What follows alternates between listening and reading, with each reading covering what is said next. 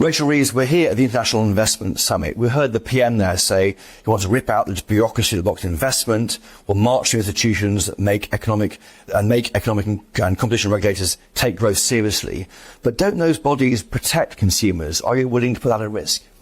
The Prime Minister gave the example today of a wind farm that required 40,000 documents, not just pieces of paper, but separate documents to be able to get through the planning system. And then, when the 40,000 documents had been put in, there was a judicial review that delayed the project by a further 2 years. That is no good for the UK economy. It deters investment, it deters job creation, and in the end will result in higher energy bills for consumers. But the CMA look after consumers, don't they? That's the point.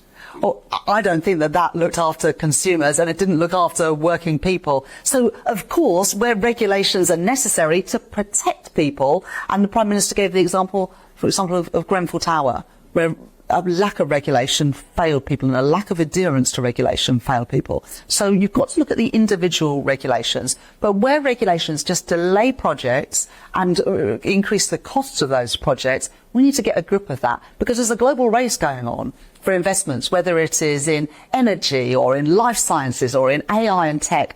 And I'm unashamed to say I want that investment and I want those jobs in Britain, and we'll do what it takes to bring them here. Google CEO Eric Schmidt told the PM that you as a government might need a Minister for Anti-Regulation. Do you want one? Well, actually, I didn't think that was a bad idea, and Johnny Reynolds and me exchanged a look at that at that moment. But look, this is a joined-up government where we're working across departments. My colleague Peter Kyle at the Department for Science, Innovation and Technology is already introducing an office for regulatory innovation to help new innovations get through the system and get sign-off. And that can be in a range of areas, from life sciences to tech and many more in between. So we want to take a new approach to regulation to make it easier for businesses to start up, to scale up, to grow, and then get permission to trade here in Britain. We're 101 days into your government. You've hit the ground stumbling, it seems to me. Do you regret taking so long to have a budget? That's meant the government hasn't really started work yet. Well, in my first week, I called in a number of planning decisions. I ended the moratorium on onshore wind. We set up the process of creating a national wealth fund, and we're announcing that that is now up and running today. We are doing a reform of our pension system to get better returns for people saving for their retirement, as well as unlocking money for entrepreneurs to start and scale up businesses in the UK.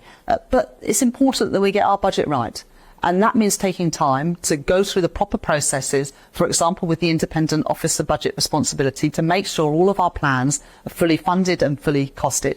People would rightly expect that of me as Chancellor, and that's what people will get when I deliver the budget on the 30th of October. So on the budget, your manifesto says we will not increase national insurance, but you're looking at increasing employers' national insurance. Aren't you breaking your manifesto pledge with that? Well, you've read our manifesto, and in black and white it said we will not increase taxes on working people, and that was national insurance, income tax and VAT. But not employers? That was not in the manifesto, and we will stick to everything in our manifesto, including, for example, capping corporation tax at its current level of 25% for the duration of this Parliament, so that businesses know when they make investments in Britain what returns they will get on their profits. That's a really important principle for me, that businesses know what returns they can make on their investments here in Britain. Critics say you've talked down the economy for too much, it's damaging confidence. What do you say to them?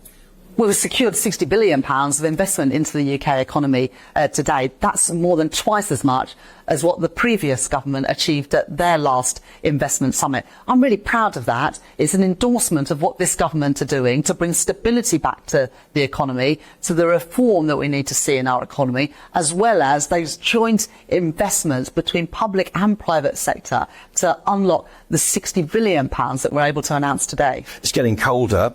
What do you say to pensioners who can't afford to put the heating on? They're worried about this, having this winter fuel payment removed from them.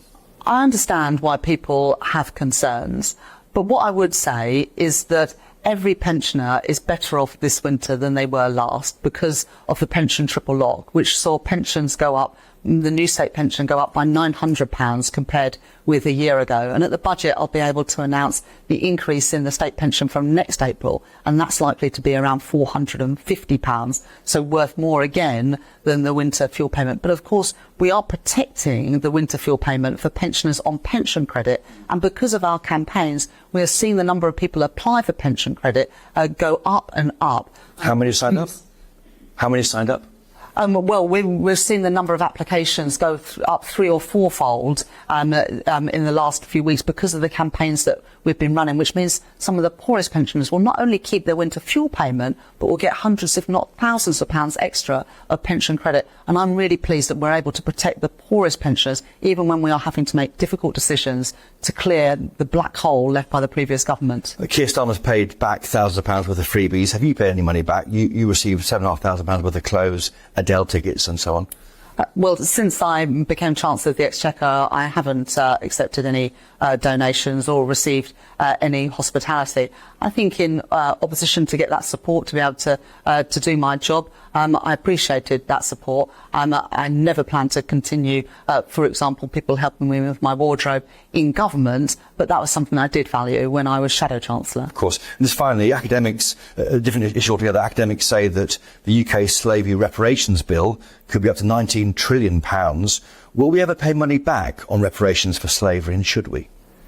Look, I don't think that is on the cards, and certainly not anything that has come across my desk as Chancellor. My focus is on fixing the public finances and ensuring that there is money available for our National Health Service whilst rebuilding the foundations of our economy. Just very finally, Elon Musk isn't here. Did you ask him?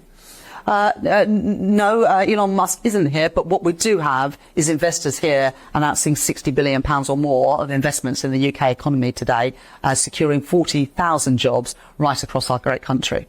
Rachel Reeves, thank you. Great, thank you. Well, that was the Chancellor of the Exchequer there, finally flambéed by GB News' political editor. And let's cross to him now for some reaction from that investment summit in central London. Chris, welcome back to the show. Fantastic job as ever there, my friend. Fantastic job. Key points there. You spoke to the Chancellor on slavery reparations, on the budget, on pensioners, freebies. Elon Musk, let's start with slavery. 19 trillion quid's worth. This has been mooted around in the press. We know people like David Lammy, of course, now Foreign Secretary, has his eye on some kind of bumper payout. Rachel Reeves' response, I don't think that is on the cards. Hardly a firm no. No, not a no, but certainly turning her face against them. We heard earlier from the Prime Minister's spokesman saying it is not a space where the UK goes towards we don't pay reparations, he said. The reason why we're talking about it now, Martin, is because next week it's the Commonwealth has a government meeting in Western Samoa. We know that there's some Caribbean nations there who are clubbing together to try and get some more advanced countries, and the UK included, to pay money out as much as £19 trillion at the top end, more like 200 billion at the lower end. But she said her focus is fixing on the public finances and ensure there's money available for our NHS while rebuilding the foundations of the economy. And it's not on the cards. It hasn't come across my desk. So I think that's a pretty much a no. We certainly heard a no from number 10 earlier, but that's the kind of the conversation at the moment. What David Lammy makes of this, of course, he is someone who said we're tired of apologies, we want compensation, and that was back in 2018 as the Windrush scandal broke. And I'm pretty sure that at that Commonwealth Summit, perhaps, Chris, this will be coming across the Chancellor's desk, because you can bet, as damn sure as mustard, some certain Commonwealth nations will be asking for those reparations. Let's see what happens then. The clearest indication yet, I felt, Chris Hope, when you'll sit down with the Chancellor, that there will be a very likely increase in employers' national insurance. It seems all but a given now that's going to happen, Chris. Yes, I think that is pretty clear when she was making very clear in her world that I said your manifesto says we will not increase national insurance. And she replied and said, you've read our manifesto, it says in black and white, not increasing, as we know, tax on working people, national insurance, income tax and VAT. Not employers, I said. She said that wasn't in the manifesto. So that's a pretty much signposting that we're looking at some increase in national insurance, whether they want to increase the level at which employers pay national insurance up from 13.8% to higher, or whether they might start charging NICs, national insurance contributions, on pension contributions, which currently doesn't exist. If they go to 13.8% on the pension side, that's £17 billion a year into the coffers, a huge tax on businesses. What they might make of it here, I don't know. Speaking here from the Guildhall, all the CEOs, the bosses, the big money men who have been spoken to by Rachel Reeves and Sir Keir Starmer earlier and others, they're off now to St Paul's Cathedral, where we're expecting Elton John to play there. But the Rocket Man is still standing. Yeah, will the budget hopes be blown out like a candle in the wind? Talking of which, on British pensioners, you stood up for pensioners again, Chris Hope. Thank you very, very much on behalf of the thousands and thousands of pensioners that get in touch with me here on this show saying they feel hard done by. But Rachel Reeves saying, I think every pensioner will be better off under a Labour government. That might come as news to the people that get in my postbag. Yeah, well, she was pointing, wasn't she, to the increase in the state pension from April next year, announced back in September, of several £100s. She's saying that outweighs the loss of the £300 each winter fuel payment. So she's trying to net off one off the other. And it just draws attention to the fact, why didn't the government announce this change to the state pension winter fuel payment on the same day as it increased the state pension? Because then it would look like it's one hand, what we're giving with one hand, taking away with the other.